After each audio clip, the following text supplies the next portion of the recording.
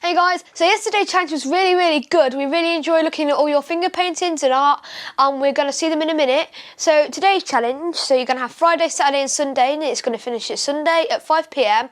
You're going to bake something, so like a Rice Krispie cake or a cookie, whatever you want. And if you don't have the ingredients or don't know how to make a cake or anything like that, just make it out of Play-Doh. We're excited to see them.